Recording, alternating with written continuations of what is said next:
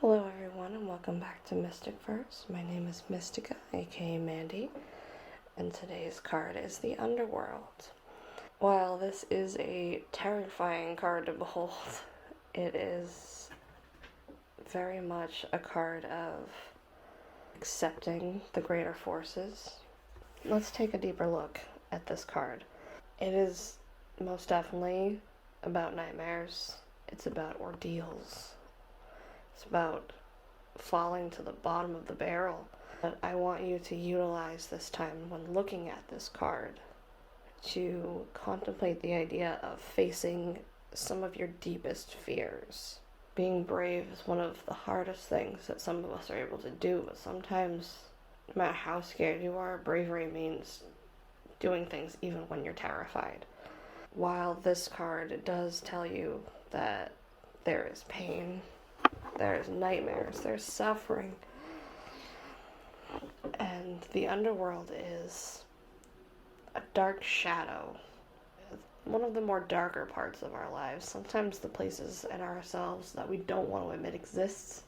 Reminder that we need to learn how to power through those in order to become a more well-rounded version of ourselves. And every now and again, it's okay if the darkness kind of pulls you in. Sometimes it's a little comforting. From the bottom, we must climb. So while you see the chaos in this card, the eyes and the worms and the rushes and everything all jumbled together, it's a little scary because you think of being suppressed. We have all these stories from many aspects of many cultures that talk about descending into the underworld, but we also have the same stories telling us of rising up from those depths. One of the oldest stories is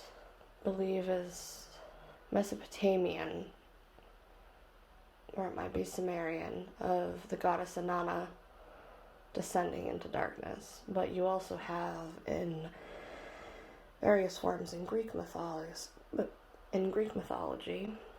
you have the story of Eurydice, you have the stories of Persephone, and those are contemplative stories. But in each one of them, they rose out of the darkness in one way or another, even if they were changed. It's very much like that cave card.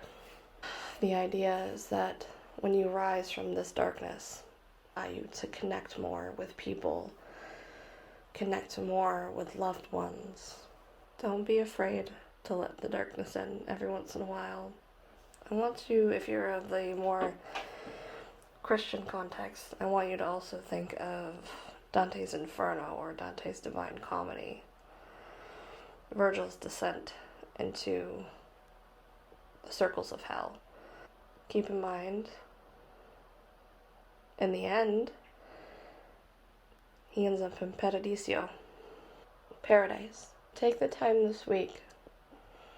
If you're living in a dark place right now, I want you to contemplate the idea of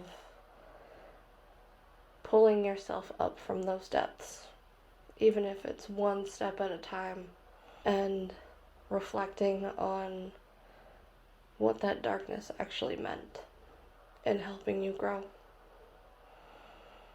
Because growth is not light, bright, and happy and full of sunshine and roses. Sometimes it's dark and muddy and scary, and we need to pull ourselves out in order to be able to live in the world. I want to thank you all today for coming to see my video, and I will see you all soon. Have a good one. Bye.